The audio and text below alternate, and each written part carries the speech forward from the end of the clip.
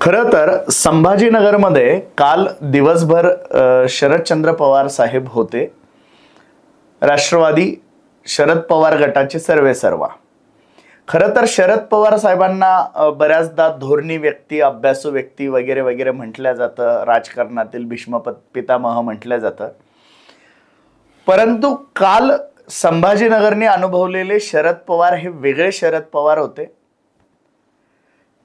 ते वेगळे शरद पवार अनुभवण्यामागे त्याला दोन कडा होत्या. एक, त्यांनी नामांतर प्रश्नी एक जाहीर कबुली दिली की माझी तिथे चूक झालेली होती.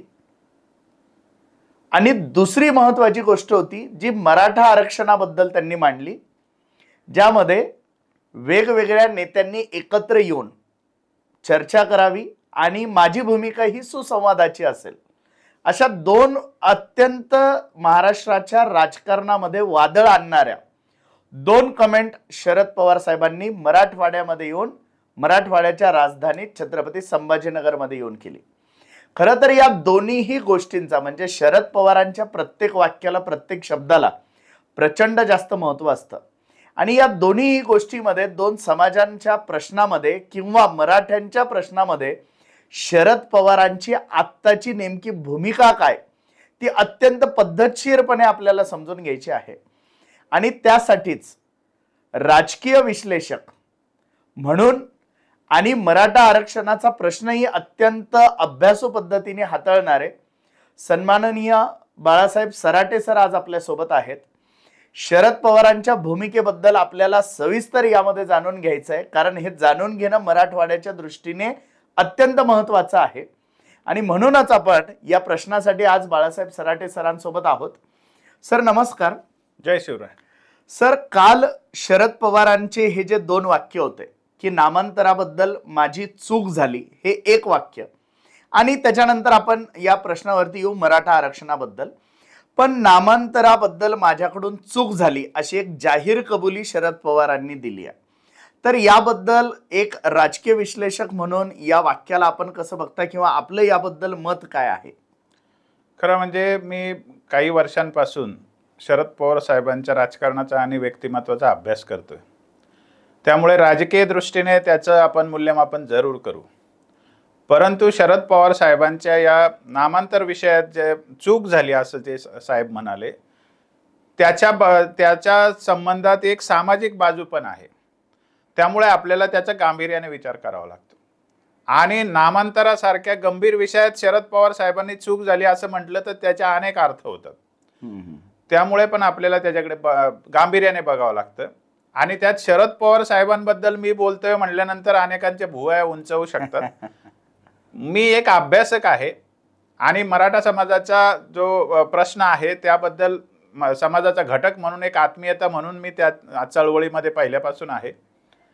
पण आज मी कोणतं जे काही बोलणार आहे ते पक्षपाती न बोलता किंवा एक बाजू लावून न धरता जे मला वाटलं ते बोलणार आहे. एरवी मी भाजपबद्दल अनेक टीका करतो, फडणवीसांच्या बद्दल मी अनेक पद्धतीने त्यांच्यावरती टीका करतो किंवा त्यांच्या भूमिकाचे वाभाडे काढत आलेलो आहे. परंतु आज मला शरद पवार साहेबांच्या बद्दल सांगितलं पाहिजे, कारण ही निवडणूक जी आहे शरद पवार साहेबांच्या कारकिर्दीतली मला वाटतं अत्यंत महत्त्वाची निवडणूक ठरणार आहे. आणि त्या दृष्टीने आपण शरद पवार साहेबांच्या व्यक्तिमत्वाकडे बघूया. पहिली माफी शरद पवार साहेबांनी माझ्या समोर, म्हणजे आता 2 वर्षात 4 वर्षातला जो विषय तर कुठे मागितली होती, तर साताऱ्यामध्ये 2019ला जेव्हा निवडणुका लागल्या त्यावेळेला त्यांनी उदयनराजेंना मी तिकीट देऊन चूक केली असं त्यावेळेला शरद पवार साहेब म्हणाले होते. आता शरद पवार साहेबांना जाणता राजा म्हटलं जातं.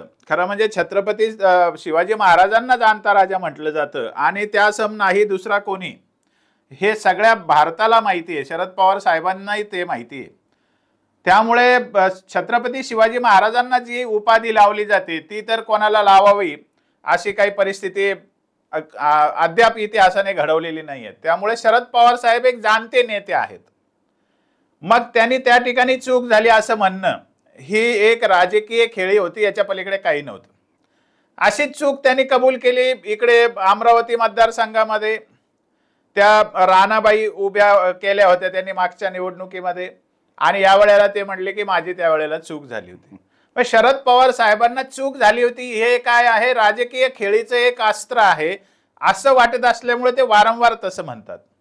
परंतु काल त्यांनी चूक झाली होती असं म्हणणं हे राजकीय खेळीच्या खूप जास्त गंभीर आहे. त्यांनी नामांतराबद्दल पश्चाताप व्यक्त केलेला नाहीये आणि त्याच्यावर मला काही भाष्यही करायचं नाही की त्यांची नामांतराची भूमिका योग्य होती का अयोग्य होती, ते ज्याचं त्याने ठरवावं. माझ्या मताप्रमाणे बाबासाहेब आंबेडकर एक सार्थ नाव आहे. त्यांचं नाव कोणत्याही विद्यापीठाला दिलं तर त्याच्यात मला अभिमानच आहे. परंतु शरद पवार साहेब काय म्हणाले की त्यांच्या कार्यपद्धतीची चूक झाली होती.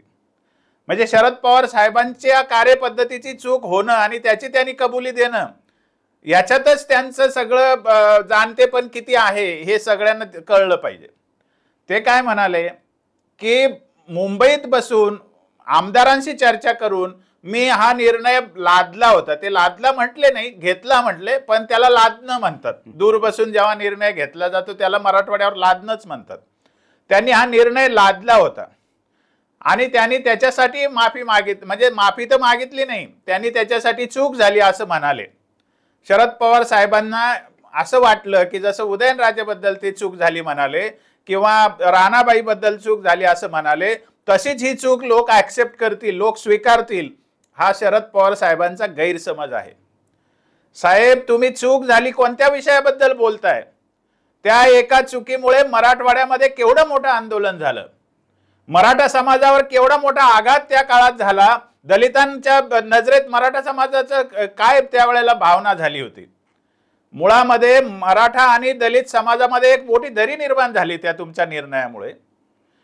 मन दुभंगली, समाज दुभंगले आणि त्या काळामध्ये जी जीवितहानी झाली, जी वित्तहानी झाली, जी विभागाचं जे परिस्थिती आधीच खालावलेली, त्यात तुमच्या या निर्णयामुळे समाज आणखी मागे गेला.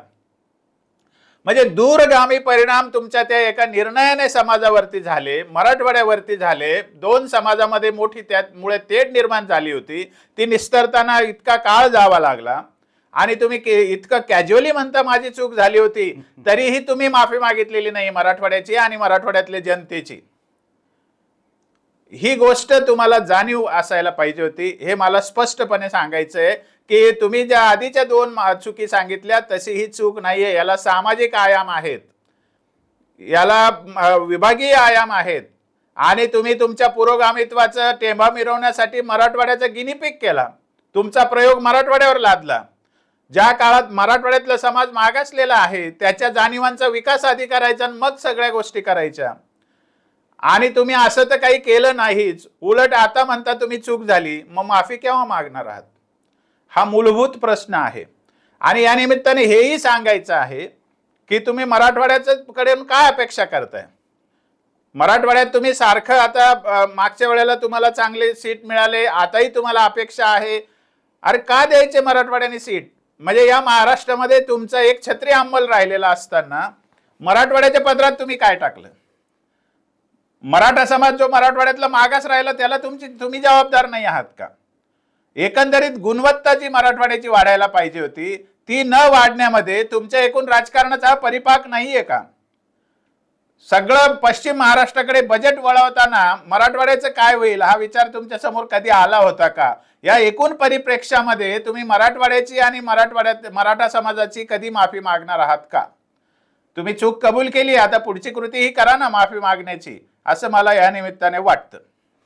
तर एकूणच म्हणजे ज्यांना आपण जाणते नेते म्हणतो, या जाणत्या नेत्यांनीच मराठवाडा ला एक गिनीपिक बनवत मराठवाडा मग मागास राहण्यामध्ये या निर्णयाचा हात आहे का? नाही, त्यांच्या एकंदरीत पॉलिसीचा हात आहे. एका या निर्णयाने मराठवाडा मागास राहिला नाही, मागे गेला असं म्हणता येतं म्हणजे व्यावहारिक भाषेमध्ये. परंतु याच्या पुढचं आता दुसरं जे तुम्ही उल्लेख केला होता त्याच्याकडे आपण वळू की त्यांनी असं सांगितलं की आता मराठवाड्यात काय झालंय, समाज दुभंगतोय, जातीय तेढ निर्माण होतीये आणि मला खूप काळजी आहे असं तुम्ही सांगितलंय. वयोवृद्ध तपोवृद्ध तुम्ही आहात, आम्हाला ते मान्य करायला काही अडचण नाहीये. परंतु तुम्ही असं म्हणताय की मी काही माझी भूमिका सांगणार नाही. की मराठा समाजाला 50% आत ओबीसी मध्ये आरक्षण द्यावं की नाही द्यावं याच्यावर मला काही मत नाहीये. शिंदे साहेबांनी आणि सरकारने ठरवावं. जे काही सरकार निर्णय घेईल तो आम्हाला मान्य आहे असं तुम्ही फक्त साळसूतपणे म्हणताय, तोही मान्य करणार नाही तुम्ही. परंतु आता सरकारची काय भूमिका आहे, मराठ्यांचं तुमच्याकडून काय मागणं आहे, तुम्हाला द्यायचं असेल तर तुम्ही हो म्हणा की माझी अशी भूमिका आहे, तुम्हाला द्यायचं नसेल तर तुम्ही नाही म्हणा की माझी अशी भूमिका नाही. असं तुमचं प्रथम पुरुषी काय म्हणणं आहे ते तुम्ही सांगितलंच नाही. तुम्ही कसे चेंडू टोलवला मराठा समाजाला, कसं चेंडू केलंय तुम्ही लात मारून, फुटबॉलचा चेंडू बनवलाय तुम्ही मराठ्यांचा, की आता या टोकावर जिथे मराठा समाज वर्षभर आंदोलन करतोय पहिल्यांदा बोलला आहात तुम्ही. ते सुद्धा इतक्या दिवस तेही बोलला नाहीत, पण आता सरकारने खूपच लावून धरलंय की शरद पवारांनी सांगावं म्हणून तुम्ही बोलला आहात.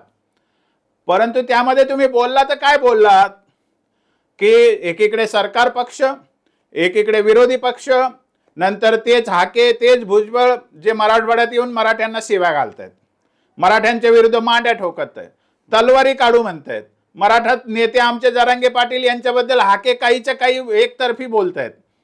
आणि एवढंच नाही तर हाकेंनी तर मुख्यमंत्र्याला अरेतुरे करून त्यांची किती इज्जत काढलेली, का तर ते मराठा आहेत.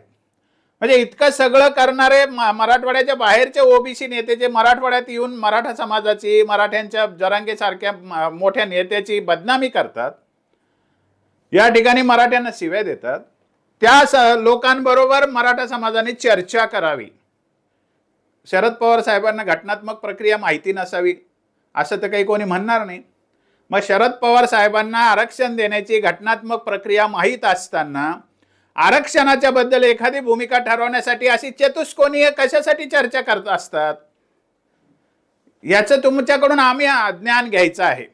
की तुम्ही सांगा की आतापर्यंत जे आरक्षण तुम्ही दिलं, म्हणजे तुम्ही 1994च्या 23 मार्चला एक GR काढला, काय तर मंडल आयोगाची अंमलबजावणी करण्याबाबत.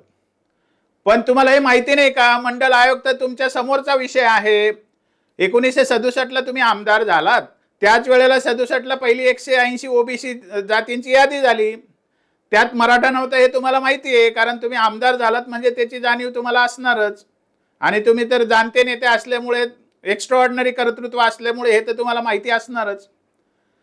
तेव्हा मराठा त्यात नव्हता. मग मराठा गरीब नाहीये, मराठ्यांना गरज नाहीये, मराठ्यांना आरक्षणात आलं तर त्यांची प्रगती होणार नाही असं तुमचं म्हणणं आहे का? तेव्हा मराठा समाजाबद्दल आपण कधी आपुलकीची भूमिका घेतली नाही. त्यानंतर तुम्हाला 78 ते 80 या काळामध्ये मुख्यमंत्री पद मिळालं, तुमचं सरकार होतं महाराष्ट्रामध्ये. मग त्या काळात मंडल आयोग महाराष्ट्रात आला आणि मंडल आयोगाने काही स्वतःचा सर्वे करून कोणाची यादी बनवलेली नव्हती, त्यांनी राज्याकडेच याद्या मागितल्या होत्या. हे तर कोणी पण त्या काळातले लोक आज भरपूर आहेत, राजकारणी आहेत, प्रशासकीय लोक आहेत, यांना माहिती आहे. मंडल आयोगाची यादी महाराष्ट्राची बनली, 272 जाती मागासलेल्या त्यात निश्चित करण्यात आल्या. त्या 272 मध्ये मराठा समाजाचा समावेश तुमच्या सरकारने का नाही केला, ही गोष्ट तुम्हाला माहिती आहे का नाही केला. म्हणजे मराठा विरोधी राजकारण हे तुमचं पहिल्यापासूनचं धोरण आहे. आणि त्यानंतर जेव्हा 16 नोव्हेंबर 1992ला इंदिरा साहनीचा निकाल आला, 9 जजेसच्या बेंचने एक जजमेंट दिलं. त्या जजमेंटमध्ये राज्यामध्ये मंडल आयोग लागू करण्याचा विषयच नव्हता, कारण सुप्रीम कोर्टाने मंडल आयोग स्वीकारलेलाच नाहीये, संसदेने मंडल आयोगाला मान्यताच दिलेली नाहीये. हे तुमच्यासारख्या जाणत्या नेत्याला माहित नाही असं म्हणणं काही कोणी कबूल करणार नाही.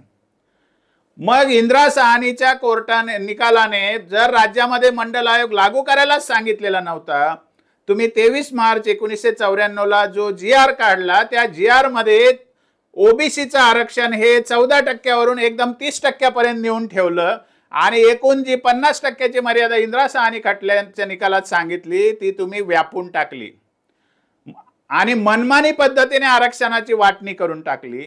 तुमच्याच नेतृत्वाखाली तुमच्याच सहीने हे झालेलं आहे. आणि ते करताना तुम्ही इंदिरा साहनीच्या निकालाचा सर्रास उल्लंघन केलं, कोर्टाच्या निर्णयाची अवमानना केली आणि सामाजिक न्यायाचा मुर्दा पाडला. महाराष्ट्रामध्ये 1994 मध्ये तुम्ही शिक्षणात आरक्षण त्याच GR मध्ये घातलं, 50% आरक्षण त्या दिवसापासून सुरू झालं. त्याच्यानंतर तुम्ही पुन्हा 8 डिसेंबर 1994ला 2% आणखी आरक्षण स्पेशल बॅकवर्ड क्लासचं वाढवलं. म्हणजे 94च्या 6 महिन्यामध्ये तुमच्या नेतृत्वामध्ये तब्बल 18% आरक्षण ओबीसी मध्ये घालण्यात आलं, खुल्या प्रवर्गाचं आरक्षण. हे आरक्षण देताना तुम्ही चतुष्कोनी चर्चा केली होती का? हे आरक्षण देताना जिथे त्या 6व्या मजल्यावर ओबीसीचे 7-8 प्रतिनिधी बसलेले होते चर्चा करत, तुम्हाला तेव्हा का नाही वाटलं मराठा समाजाचे नेते पण त्या ठिकाणी बोलवले पाहिजे चर्चेला? का सुसंवादी मत तुम्हाला तेव्हा आठवलं नाही? सुसंवाद करायचा आहे ना, जातीय तेढ नकोय ना, तर त्या ठिकाणी का जातीय वादाचा त्या ठिकाणी तुम्ही उदो केला? आणि मुंबईत बसूनच तुम्ही तो निर्णय घेतला, संवाद केला होता का लोकांशी, जे बळी जाणार आहे त्यांच्याशी? त्यावेळेलाही तुम्ही संवाद केलेला नाही. मग नामांतराच्या संवादाबद्दल तुम्ही बोलताय, एकतर्फी निर्णय घेण्याबद्दल तुम्ही चूक म्हणताय. तर मग मराठा समाजाच्या आरक्षणाविरोधात तुम्ही मंत्रालयात बसून एकतर्फी निर्णय घेतला, आमदारांना सुद्धा विचारलेलं नाही. ओबीसीच्या छाटछूट 2-5 नेत्यांनी त्या ठिकाणी तुम्हाला सांगितलं आणि तुम्ही सही केली आणि मराठा आरक्षणाचा कायमचा मार्ग बंद केला. त्याच्याबद्दल तुम्ही कधी माफी मागणार आहात का? कधी चूक झाली असं म्हणणार आहात का? कधी पश्चाताप करणार आहात का? आणि मला असं वाटतं this is the high time that you should express the apology, at least apology. कारण आता तुम्हाला ही संधी देवाने दिलेली आहे. हे इलेक्शन मला वाटतं त्याच्यासाठी अत्यंत महत्वाचं निवडणूक आहे. तुम्हाला या निवडणुकीत त्या GR बद्दल माफी मागितलीच पाहिजे. आता त्या GR काढत असताना तुम्ही कोर्टाची अवमानना केली, घटना पायदळी तुडवली, सामाजिक न्यायाचा मुद्दा पाडला आणि 50% मर्यादा व्यापून टाकली. एकच नाही झालेला विषय, त्यानंतर तुम्हाला मराठा समाज महाराष्ट्रात याची जाणीव झाली नाही. त्याच्या उलट आणखी जखमा मोठ्या करून मीठ घालणारं त्या जखमांवर काम तुम्ही केलं की तुम्ही स्थानिक स्वराज्य संस्था, तुम्ही पंचायत राज व्यवस्था, सोसायट्या, कारखाने सगळीकडे 50% राजकीय आरक्षण आणलं. महिलांना आरक्षण दिलं, हा स्वाभिमानाचा विषय असू शकतो. कोणत्याही जातीची महिला असो तिला प्रतिनिधित्व मिळालं पाहिजे. पण ते राजकीय आरक्षण देताना खरंच प्रतिनिधित्व नाही अशा ठिकाणी ते आरक्षण लागू करण्याची तुम्ही कधी सोय केली नाही. ज्या सामाजिक आणि शैक्षणिक आरक्षणाची यादी होती तीच यादी त्याला लागू केली. त्याच्यामुळे महाराष्ट्रामध्ये मोठा प्रॉब्लेम झाला. सामान्य छोट्या छोट्या जातींना कुठे प्रतिनिधित्व मिळतंय त्याच्यात? आणि तुमच्या आजूबाजूला ज्या जातींचे नेते आहेत त्यांनीच त्याचा फायदा घेतलाय. तुमच्या समोर झालेलं तुमच्या धोरणातून आलेलं फळ आहे. एवढ्याने भागलं नाही. मराठा समाज जेव्हा आरक्षणाची मागणी करू लागला तुम्ही कायम त्याच्याकडे दुर्लक्ष केलं. तुमच्याकडे कोणी नेते मागायला आले, तुम्ही त्यांना डायव्हर्ट केलं. आणि 2004ला बापट आयोगाची नियुक्ती केली. बघा, इंदिरा साहनीच्या निकालाने 4 महिन्यामध्ये स्टॅच्युटरी कमिशन आणायला सांगितलेलं होतं आणि आपल्याच सरकारच्या काळामध्ये स्टॅच्युटरी कमिशन न आणता एक स्थायी समिती फक्त तुम्ही 15 मार्च 93ला काँग्रेस सरकारच्या काळात आली आणि तुमच्या सरकारमध्ये त्याचा काही उपयोगही केला गेला नाही. मराठा समाजाचं जो प्रकरण आहे ते तसंच पडून राहिलं सांदडीत. 2004ला बापट आयोगाची नियुक्ती झाली. 2008च्या जूनमध्ये त्यांचा अहवाल तयार झालेला असताना तुम्ही भुजबळांच्या मार्फत रावसाहेब कसबेंची आयोगावर नियुक्ती केली शेवटच्या महिन्यामध्ये आणि ती घटनाबाह्य पद्धतीने नियुक्ती केली. तो वैधानिक आयोग नव्हता, तेव्हा कायदा लागू झालेला नव्हता राज्य मागासवर्ग आयोगाचा. तो 2009 पासून लागू झाला. इंदिरा साहनीने 4 महिन्यात लागू करायला सांगितलेला कायदा 92 नंतर 2009ला लागू झाला. आणि या काळामध्ये काही अपवाद वगळला तर तुमचेच सरकार होती. आणि त्या बापट आयोगामध्ये रावसाहेब कसबेंना शेवटच्या महिन्यात आयोगात घातलं गेलं आणि आयोगाच्या शेवटच्या मीटिंगवरती कसबेंनी प्रभाव टाकला चुकीचा. आणि त्याच दिवशी उत्तमराव भोईटेंच्या मिसेस भोईटे मॅडम त्या आयोगात होत्या. त्यांचं मत होतं मराठा समाजाला ओबीसीत घालावं, लिखित दिलेलं पण होतं त्यांनी. पण शेवटच्या मीटिंगला त्या अब्सेंट राहतील अशी तुमच्या माध्यमातून तरतूद करण्यात आली आणि त्या दिवशी एका मताने मराठ्यांच्या आरक्षणाविरुद्ध अहवाल दिला गेला, शिफारस करण्यात आली. रावसाहेब कसबेंनी जे त्यावेळेला काम केलं त्याला तुमचा वरद हस्त होता की नव्हता याच्याबद्दल महाराष्ट्राला तुम्ही खरी माहिती द्यावी. एवढ्याने तुमचं काम भागलं नाही. तुम्ही तुमच्याच पक्षात असलेले मेटे साहेब, विनायकराव मेटे स्वर्गीय, त्यांनी एक अर्ज केलेला आहे तुमच्या पक्षात असताना 2008च्या सप्टेंबरमध्ये, की मराठा समाजाला स्वतंत्र गटामध्ये 25% आरक्षण देण्यात यावं. म्हणजे 50%च्या वर 25% आरक्षण मागणारा अर्ज तुम्ही सरकारकडे करवला. आणि सुरू झाला मग मराठ्यांचा आणखी एक दुसरा वनवास, जो 94ला सुरू झाला तो मिटला नाही. मग आता पुढचा एक वेगळी खेळी सुरू झाली, 50%च्या वर द्या. मग राणे समितीची नियुक्ती झाली. तर राणे समितीच्या अहवालामध्ये शिफारस केली राणे समितीने की 50%च्या वर 20% स्वतंत्र गटात मराठ्यांना आरक्षण द्या. त्यावेळेला पृथ्वीराज बाबा मुख्यमंत्री होते 14ला. ते म्हणाले होते की इतके दिल्याने टिकणार नाही, जरा आपण कमी देऊन टिकवूया. त्यांना विरोध झाला आणि त्या विरोधामागे पण तुमचाच मार्गदर्शन होतं असं सर्वत्र बोललं जाते. मुळामध्ये एकदा तुम्ही 50%च्या वर आरक्षण देण्याची परिपाठी सुरू केली. साहेब, तुम्हाला हे पक्क माहिती आहे, 2010चा पुढारी न्यूजपेपरचं फ्रंट पेज सगळीकडे फिरतंय सोशल मीडियामध्ये. अगदी सगळं पेपरचं पहिलं पान फोटो फिरतो. त्यामध्ये तुमचं स्टेटमेंट आहे, लीड न्यूज आहे ती, की मराठा समाजाला कायदेशीर आरक्षण देणं शक्य नाही म्हणून. आणि ही तुमची ठाम भूमिका केव्हा तयार झाली? ती 1994ला जेव्हा तुम्ही आरक्षण व्यापून टाकलं त्या दिवसापासूनची ती भूमिका आहे. खरं म्हणजे मंडल आयोगाला 79 मध्ये तेव्हा तुम्ही ती भूमिका प्रकट केली होती. आणि ती पहिल्यांदा 94ला मुळावर आली. त्याच्यानंतर 2008च्या बापट आयोगाच्या वेळेला मुळावर आली. आणि त्याच्यानंतर राणे समितीच्या वेळेला पण ती मुळावर आली. ओबीसीत मराठा समाजाला जाऊच द्यायचं नाही हे तुम्ही पहिल्या दिवसापासून एक खुणगाठ बांधून ठेवलेली आहे. दुर्दैव मराठ्यांचं पण आणि तुमचं पण. तुम्ही जर मराठा समाजाला जर ओबीसी मध्ये समाविष्ट केलं असतं तर भारताने महाराष्ट्राचा एक मराठ्यांचा पंतप्रधान पाहिला असता असं आम्हाला उगीच वाटतं. पण हे आमचं भाबडं पण आहे. मुळामध्ये इतक्या गोष्टी शरद पवार साहेबांच्या राजकारणामुळे घडल्या. 79ला तुम्ही मंडल आयोगात घातलं नाही, 94ला तुम्ही आरक्षणाची मर्यादा व्यापून टाकली, 2008ला बापट आयोगाला शिफारस करू दिली नाही, आणि 2014ला राणे समितीच्या माध्यमातून जे 50%च्या वरचं आरक्षण देण्याचा घाट घातला गेला. या सगळ्या याच्यामध्ये तर तुम्हीच निर्णायक होता ना शरद पवार साहेब. आणि इतक्या सगळ्या गोष्टी झाल्यानंतर तुमच्या मनात खुणगाठ असताना तुम्ही प्रकट का करीत नाही की नाही, ओबीसीत मराठ्यांनी जाणं मला कदापि मान्य नाही, कतई मान्य नाही, असं तुम्ही काल का बोलला नाहीत साहेब? तुम्ही कशासाठी पुन्हा गोलमॉल मराठ्यांचा चेंडू करताय? इतकं वर्षभर आंदोलन चालू आहे, तुमच्या डोळ्यासमोर लाठीचार्ज झाला, लोक रक्तबंबाळ झाले. मराठवाड्यात आता परिस्थिती काय आहे तुम्हाला माहिती आहे. इकडे शेतीचा प्रॉब्लेम आहे, मुलांच्या शिक्षणाचा प्रॉब्लेम आहे, मराठवाड्याची शैक्षणिक प्रगती मागच्या काळात झालेली नाहीये. असे सगळे विषय असताना मराठवाडा इकडे पेटलेला, वर्षभर पेटलेला असताना आपण सांगताय की ते ज्या लोकांनी मराठवाडा पेटवला त्यांच्याशी आम्ही चर्चा करावी. घटनात्मक प्रक्रियेत हे कुठे बसतंय की ओबीसी नेत्याशी चर्चा केल्याशिवाय आम्हाला आरक्षण मिळणार नाही? सरकारी प्रक्रिया तुम्हाला माहिती नाही का साहेब? आणि तुम्ही तुमची भूमिका सांगा ना, देणार तुम्हाला द्यायचं आहे की नाही द्यायचं ओबीसी? तुम्हाला काय वाटतं, ही भूमिका तुम्ही कधी घेणार आहात? ही तर भूमिका मी सांगतोय तशी स्वच्छ आहे, खुणगाटच तुम्ही बांधलेली आहे की मराठा समाजाला कधीही घटनात्मक मर्यादेत आरक्षण मिळू द्यायचं नाही. तर तुमच्या या भूमिकेबद्दल तुम्ही मराठा समाजाची माफी कधी मागणार आहात? हाच प्रश्न आम्ही तुम्हाला विचारतो आहोत. एक गोष्ट आहे सर, जर आपण आत्ताची राजकीय परिस्थिती जर बघितली तर आत्ताच्या राजकीय परिस्थितीमध्ये शरद पवारांकडून आपण अपेक्षा ठेवणे, मराठा समाजाने शरद पवारांकडून अपेक्षा ठेवणे कितपत योग्य आहे? कारण ते तर सत्तेत नाही बसलेले.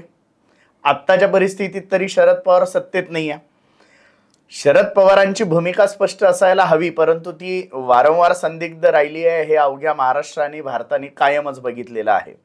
खुद्द अजित पवारांनीही त्यांच्याबद्दल बोलताना हेच बोललेलं आहे की ते कन्फ्यूज फार असतात. तर मला एकच म्हणायचं की शरद पवार सत्तेत नसताना ते मागणी पूर्ण करू शकता का? त्यांचा रोल काय असणार आहे आता याच्यात? अजितदादा बोलले ते मला कतई मान्य नाही, कारण शरद पवार साहेब कधीच कन्फ्यूज नसतात, ते सगळ्यांना कन्फ्यूज करतात. राहिला प्रश्न ते सत्तेवर आहेत की नाही या गोष्टीचा. सरकार काय म्हणालं की तुमची काय भूमिका आहे बा याबद्दल एवढंच सांगा म्हणालं ना. सरकार कोणी म्हणलं की तुमच्या सहीने आम्ही आरक्षण देतो म्हणून. प्रथम पुरुषी त्या पक्षाने त्यांची भूमिका स्पष्टपणे सांगावी की बुवा ते काय देऊ इच्छितात, आणि ते द्यायचं नसेल तर आम्हाला त्या लोकांशी चर्चा करायला सांगू नये ना. त्यांनी सांगावं मला नाही भूमिका सांगायची, सरकारने बघून घ्यावं. त्याला काय आमचा प्रत्यवाय नाही ना, आम्ही काय त्याच्या विरुद्ध बोलत नाही ना त्या विषयाविरुद्ध. मुद्दा काय आहे की ते विरोधी पक्षात याची जाणीव मराठा समाजाला आहे, मला पण आहे. पण तुम्ही आम्हाला अशा लोकांशी चर्चा करायला सांगतात की जी प्रक्रियाच घटनाबाह्य आहे. तुम्ही आम्हाला अशा लोकांशी चर्चा करायला सांगतात की ज्यांनी मराठ्यांचं आरक्षण गेली 30 वर्ष खाल्लेलं आहेत, तेच स्वतः घटनाबाह्य पद्धतीने ते भुजंगासारखे बसून आम्हाला येड्यात काढतायत आणि ते घटनाबाह्य स्टेटमेंट देत आहेत, मराठवाड्यात जातीय तेढ निर्माण करतायत, इकडे येऊन वातावरण बिघडवतायत. त्या लोकांशी तुम्ही मराठ्यांना चर्चा करायला सांगणं हा साळसूतपणा कशासाठी मग वरून, हा एक मुद्दा आहे. दुसरी गोष्ट अशी की असं कधीही होणार नाही की शरद पवार म्हटले की मराठा समाजाला 50% मर्यादेत आरक्षण द्या. महाराष्ट्रातल्या एकाही पक्षाची हिंमत नाही त्याला विरोध करण्याची. कारण महाराष्ट्रामध्ये शरद पवार साहेब जे सामाजिक न्यायाचं बोलतील ते तर सहज मान्य होण्यासारखं आहे. आजही शरद पवार का म्हणतो आपण, कारण आज महाराष्ट्रामध्ये एक वजनदार नेतृत्व शरद पवारांचं आहे. महाराष्ट्रामध्ये सामाजिक भूमिकेमध्ये शरद पवार जे सांगतील त्याला एक मूल्य आहे. हे एकनाथ शिंदे साहेब आणि फडणवीस साहेब पण मान्य करतील ना. मुळामध्ये शरद पवार साहेबांची शिंदे साहेबांशी भेट झाली, आपण त्याच्यावर एक व्हिडिओ पण केला. त्या दिवशी आरक्षणावर चर्चा झाली असं पुसटचं ते म्हटले कालच्या याच्यामध्ये. पण त्या चर्चेचा तपशील साहेबांनी का नाही सांगितलं समाजाला, का नाही त्यांनी पारदर्शकपणे सांगितलं. म्हणजे तुम्ही एकमेकात भेटणार मराठा आरक्षणाच्या नावाने आणि करणार राजकारण. बरं राजकारण मराठ्यांचं करणार पण मराठ्यांना काहीच देणार नाही. हे केवढं दुर्दैव आहे या समाजाचं. तुम्हाला मी सांगतो अभ्यासक म्हणून 2019च्या लोकसभेमध्ये शरद पवार साहेब तेच होते आणि 2019च्या विधानसभेमध्ये पण शरद पवार साहेब तेच होते. लोकसभेमध्ये शरद पवार साहेबांचं महत्व एकदम कमी झालं होतं. विधानसभेमध्ये का वाढलं, कधी विचार केला याचा? कोणी वाढवलं? दुर्दैव या मराठा समाजाचं की ज्यांनी शरद पवार साहेबांना कायम साथ दिलेली आहे. 2019ला शरद पवार साहेबांच्या मागे मराठा समाज उभा राहिला. फडणवीसांचं मी पुन्हा येईन स्टेटमेंट मनाला लागल्यामुळे फडणवीस साहेबांनी जे घटनाबाह्य किंवा लोकशाहीच्या विरुद्ध बोलणं सुरू केलं की मी पुन्हा येईल, मी कोणाला भीत नाही, मी पुन्हा येईल, त्यावेळेला मराठा समाजाला लक्षात आलं की हे घटनाबाह्य वागणं झालं. हे काय झालं, हा अहंकार झाला. लोकशाही प्रक्रियेवर हा कुठाराघात होऊ शकतो. म्हणून शरद पवारांच्या मागे जनता उभी राहिली आणि त्याच्यामुळे शरद पवार साहेबांना विधानसभेमध्ये पुन्हा एकदा नेतृत्व मिळालं. कोणी दिलं ते काय ओबीसीने दिलं? अभ्यास करा तुम्ही, कुठून शरद पवार साहेबांच्या नेतृत्वाला झळाळी आली? या मराठवाड्यातच आली होती आणि तिथून पुढे सगळी वाढ झाली. मग मराठा समाजाने भरभरून शरद पवार साहेबांच्या पदरामध्ये जर आपलं मत टाकलं आणि त्यांच्या मागे जर हा समाज उभा राहत असेल तर मग त्याने अपेक्षा करू नये का शरद पवार साहेबांकडून? पण सगळ्यात महत्वाची गोष्ट अशी की मी जे सांगतोय की 1967 पासून ते आजपर्यंत शरद पवार साहेबांची भूमिका काय आहे, तर मराठा समाजाला ओबीसी बरोबर आरक्षण द्यायचं नाही, ओबीसीच्या प्रवर्गात आरक्षण द्यायचं नाही. हे काय सरकारला माहिती नाही का? मग ते त्यांच्या मागे लपणारच ना. ते मुळामध्ये शरद पवार साहेब हे महाराष्ट्रातला आजही एक निर्णायक दबाव गट आहे, निर्णायक व्यक्तिमत्व आहे आणि त्यांच्या म्हणण्याला आजही तेवढीच किंमत आहे राजकीय क्षेत्रामध्ये, सरकारच्या लेखी. त्यामुळे शरद पवार साहेब म्हणतील ते सरकारला सुद्धा करावं लागतं. पण मराठा समाजाचं दुर्दैव असं आहे की ते शरद पवार साहेब तसं म्हणत नाहीये. आता तुम्हाला उलटी गोष्ट सांगतो मी की समजा आता जर सरकारने भूमिका घेतली की मराठा समाजाला घटनात्मक मर्यादेत 50%च्या आत आरक्षण द्यायचं, तर शरद पवार साहेब चूप बसणार आहे का? तेव्हा म्हणणार आहे का संवाद करा म्हणून? शरद पवार साहेब आहे त्यात शक्तीनिशी मैदानात येणार आणि सांगणार सरकारच्या या निर्णयाला माझा विरोध आहे म्हणून.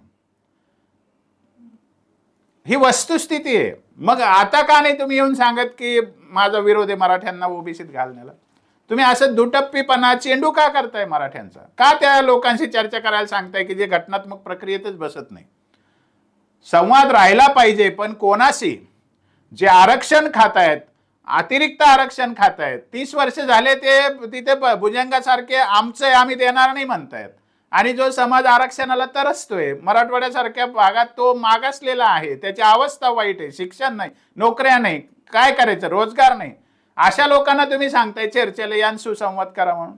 हे म्हणजे त्यांच्या जखमेवर मीठ चोळणं नाहीये का? शरद पवार साहेब महाराष्ट्रात एक महत्वाचा एक घटक आहे, त्यांच्या शब्दाला महाराष्ट्रात किंमत आहे, म्हणून तर सरकार म्हणते सोडवायला तुम्ही या आमच्या बरोबर म्हणून. कारण हा सामाजिक प्रश्न आहे. मुळात असा आहे की सरकारने आरक्षण दिलेलं आहे, साहेबांनी म्हणावं आता मराठ्यांना आरक्षण दिलंय ना, कशाला द्यावं सरकारने वेगळं, असंही साहेब म्हणत नाही. साहेब म्हणले का की बाबा ते केंद्रात अजून दिलं नाही, एसीबीसीच्या यादीत केंद्रात घालावं मराठा समाजाला, तिथे ते काही 50%च्या वर आरक्षण जात नाही, इथल्या ओबीसीचं काही त्याच्यामुळे पोट दुखत नाही. मग असं शरद पवार साहेब म्हणले का? ठोस मराठ्यांना काही देण्याची भूमिका शरद पवार साहेबांची नाही. मराठा बहुल राजकारण, मराठ्यांचं वर अवलंबून असलेलं राजकारण शरद पवारांचं असून सुद्धा, शरद पवारांना मराठ्यांनीच एवढा मोठा नेता केलेला असून सुद्धा मराठा समाजाला काही द्यायची भूमिका शरद पवारांची नाही, हे मराठ्यांचं दुर्दैव आहे. म्हणून आम्ही म्हणतो की शरद पवारांनी जी भूमिका मराठा समाजाबद्दल आज तागायत घेतलेली त्याच्याबद्दल त्यांनी एकदा तरी पश्चाताप व्यक्त करावा आणि माफी मागावी. हे का सांगतोय?